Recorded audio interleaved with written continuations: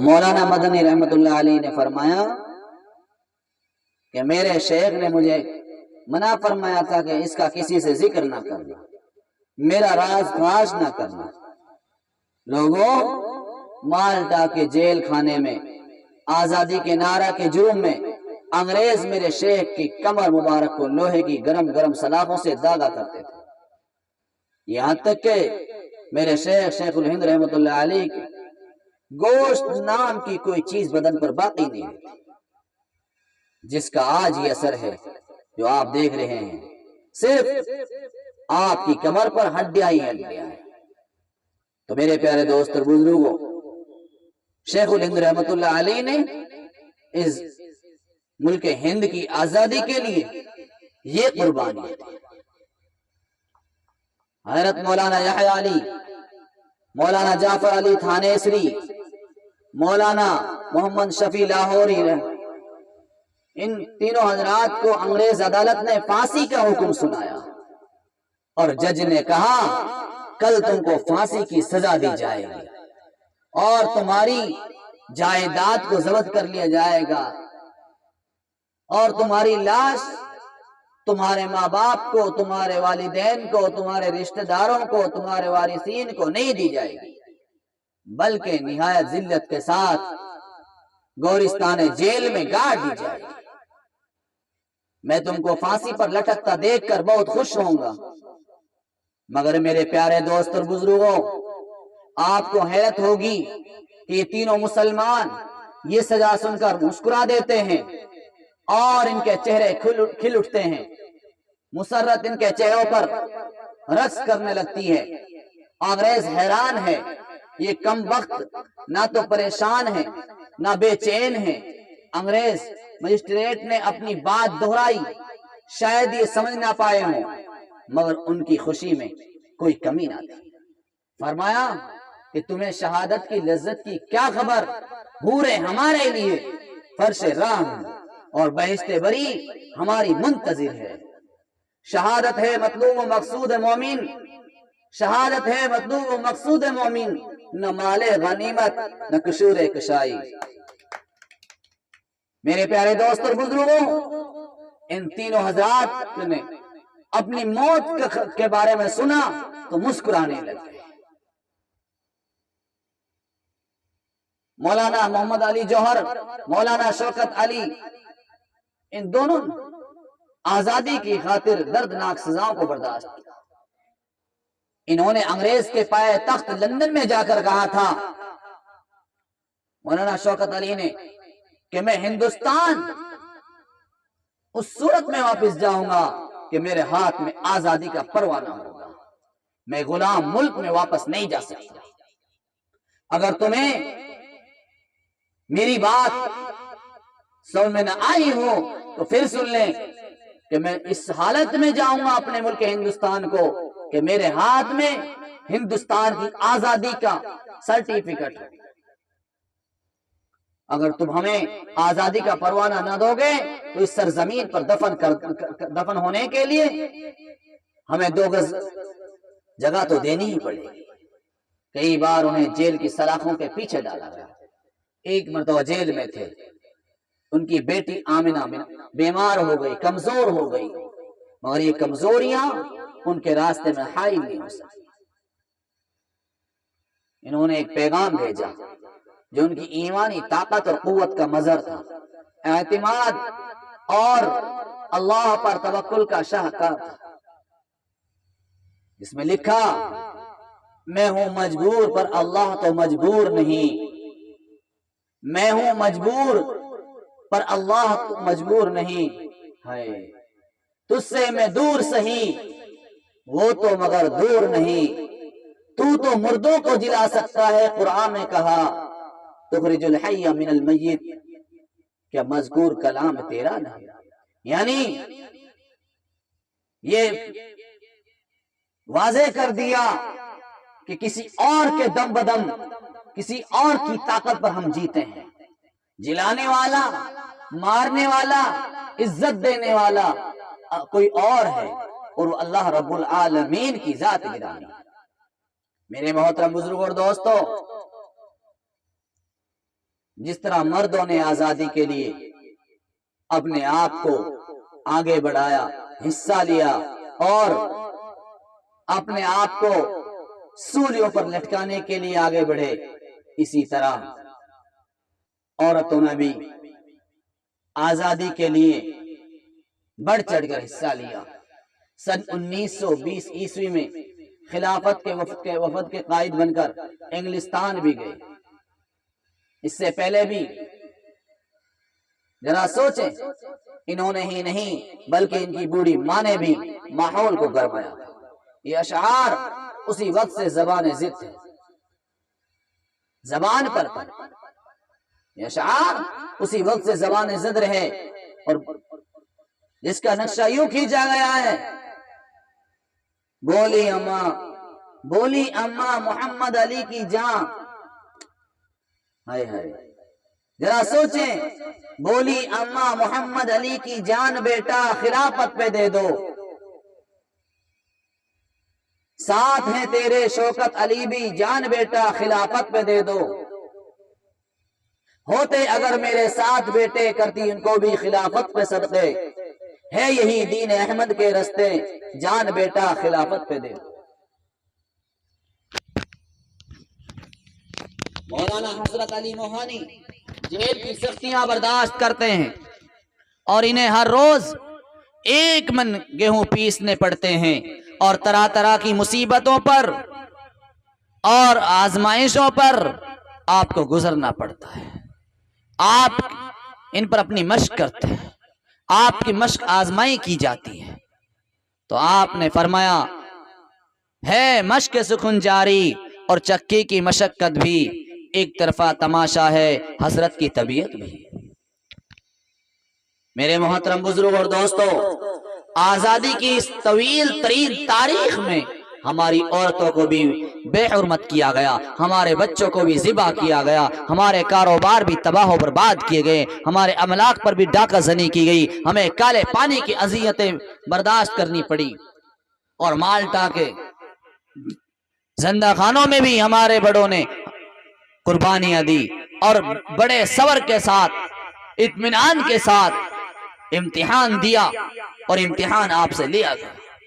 پانی پت اور شاملی کے میدان میں بھی ہمارا خون جذب ہوا ہے، اور احمد نگر کے قید خانوں کو بھی ہم نے ہی اپنے عزم اور حوصلہ کے نظاروں سے بھرپور مزین کیا ہے، اپنے عزم اور حوصلہ کے ساتھ ان کا نظارہ کرایا ہے۔ جلیانوالہ باغ کے خونی منظر سے بھی ہم گزرے ہیں۔ جلیانوالہ باغ تاریخ کے اندر اور آپ کو سرخ کرنے والا ہے۔ لاہور کی شاہی مسجد بھی ہماری قربانیوں کی شاہد ہے۔ ہندوستان کے چپا چپا پر آپ دیکھ لیں، جس اینٹ کو اٹھائیں گے وہاں ہمارے خون کی مہک آپ کو ملے گی، ہمارے بزرگوں کے گرم گرم راتوں کے آنسوں کی نمی، ہمارے جیلوں کے ولولے اور عزائم و حوصلے آپ کو ملیں گے۔ میرے محترم بزرگ اور دوستو، میں بہت تفصیل میں نہ جاتے ہوئے اپنی بات کو سمیٹنا چاہوں گا، اور بڑی خوشی کے ساتھ یہ کہوں گا، آخر ایک دن آتا ہے اور ہمارے آباء و اجداد نے، ہمارے ملک کے بڑے بڑے لیڈروں نے اپنی بہادری کے جوش دکھلائے، جوہر دکھلائے، اور ان گوروں سے ہمارے ملک ہندوستان کو آزاد کرایا۔ 15 اگست آتا ہے اور 1947 میں ملک آزاد ہو جاتا ہے، دشمنوں سے ملک کو چھڑا لیا جاتا ہے، اور لڑائی میں لاکھوں کی تعداد میں قربانی دے کر اپنے ملک کو آزاد کراتے ہیں۔ میرے محترم بزرگ اور دوستوں، ذرا سوچیں، ہمارا ملک انگریزوں سے آزاد ہوتا ہے، بڑی کٹھنائیوں سے گزرتا ہے، اور اس ملک میں آزاد ہونے میں 2 صدیاں گزر جاتی ہیں۔ پہلی صدی میں صرف مسلمانوں کا حصہ ہوتا ہے، چلتے چلتے 1857 کے بعد आने वाली 1947 के बीच की सदी में दूसरे हम वतन भाई हिस्सा लेते हैं और मुल्क को आजाद करा लिया जाता है। जिन हमारे असलाफ ने बढ़ चढ़कर हिस्सा लिया, हमारे मुस्लिम अकाबिर और हमारे हम वतन दूसरे आजादी में हिस्सा लेने वाले हमारे तमाम मुहिब्बीन वतन जिनको आज हम भूल बैठे हैं, उन्हीं में से महात्मा गांधी हैं, सुभाष चंद्र बोस हैं, भगत सिंह हैं, चंद्रशेखर आजाद हैं, पंडित जवाहरलाल नेहरू हैं, सरदार वल्लभ भाई पटेल हैं, लाल बहादुर शास्त्री हैं, बाल गंगाधर तिलक हैं, बाल गंगाधर तिलक और इसी तरह लाला लाजपत राय हैं।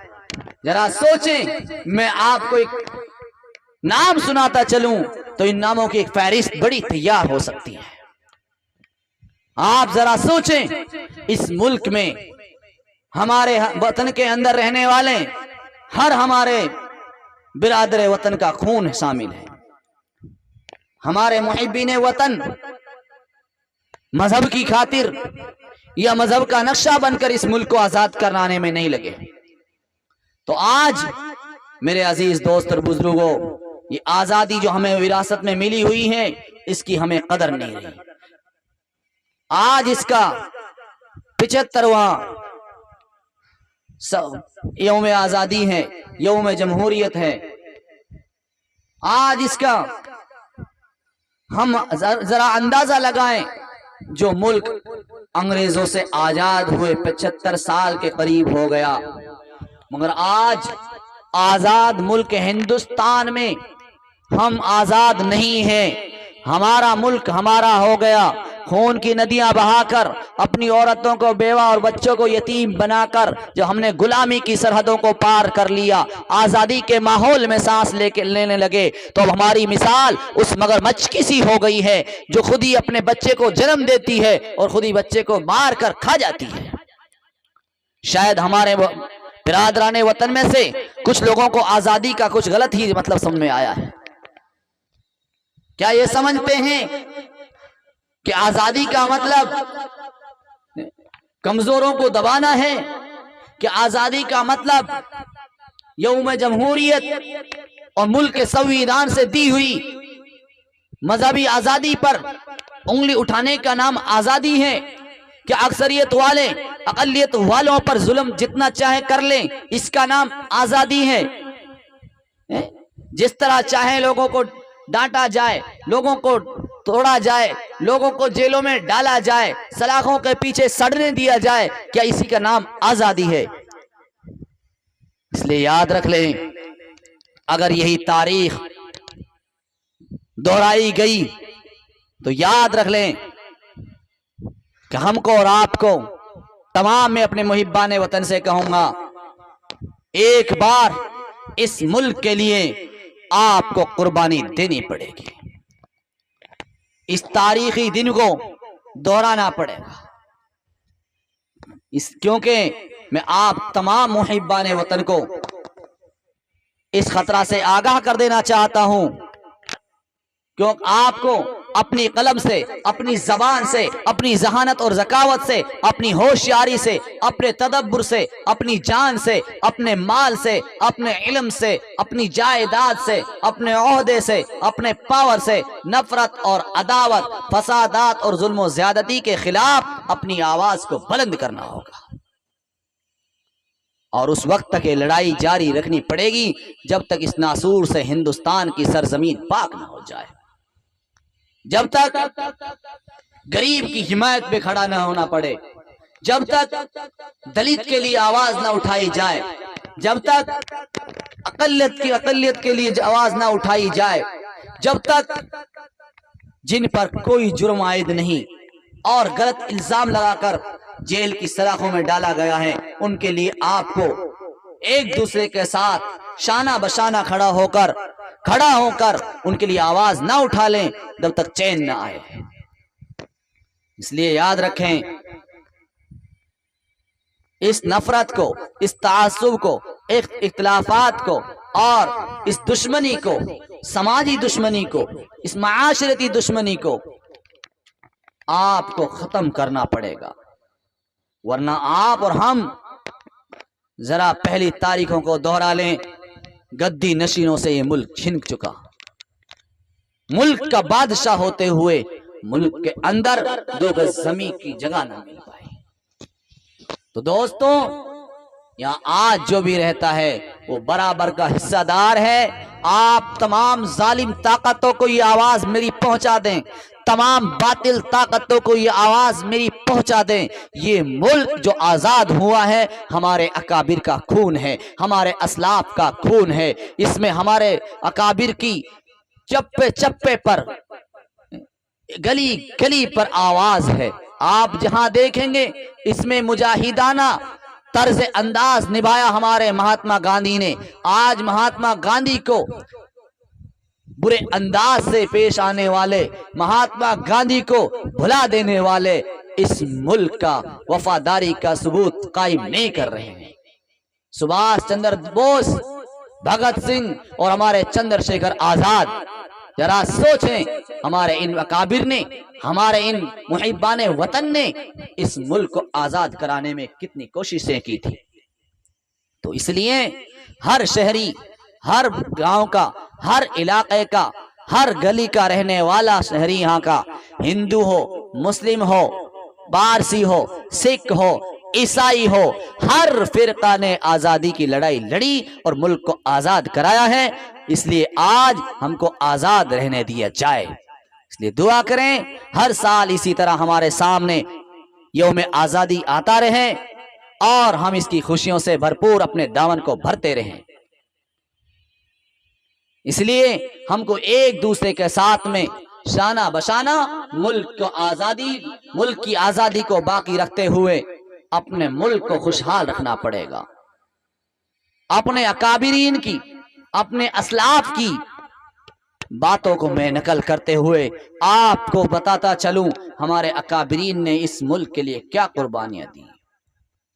دوست اور بزرگوں، میں نہیں کہتا اپنے پاس سے، بلکہ تاریخ کے وہ اوراق بولتے ہیں جو اب سے برسوں پہلے لکھے گئے تھے۔ لکھنے والے بھی وہ تھے جنہوں نے مصیبتیں دیکھی تھی اور پریشانیوں کو برداشت کیا تھا، صعوبتوں کو برداشت کیا تھا، جو زخمی ہوئے تھے، اپنے آبا و اجداد کو سولیوں پر لٹکتے دیکھا تھا، جنہوں نے اپنے اسلاف کو گولیوں سے بھنتے دیکھا تھا، جنہیں کالے پانی کے اندر ڈالا گیا اور کالے پانی بھیجا گیا، جن کی زمینیں چھینی گئی اور جن کے مکانات کو دھوست کیا گیا، توڑ دیا گیا، جنہوں نے انگریزی حکومت کے ایوانوں کو تہو بالا کر دیا۔ اس لیے آج اس اسٹیج پر ٹیپو سلطان کا ایک حامی، شاہ عبدالعزیز کا ایک وفادار، مفتی کفایت اللہ شاہ کا ایک متبع، مفتی محمود الحسن کا ایک نمبردار، گاندھی اور نہرو کا ایک سفیر، سبھاش چندر بوس کا ایک سپاہی آپ کے سامنے آواز دیتا ہے اور یہ کہنا چاہتا ہے یہ ملک آزاد ہے، اس ملک کو آزاد رہنے دو۔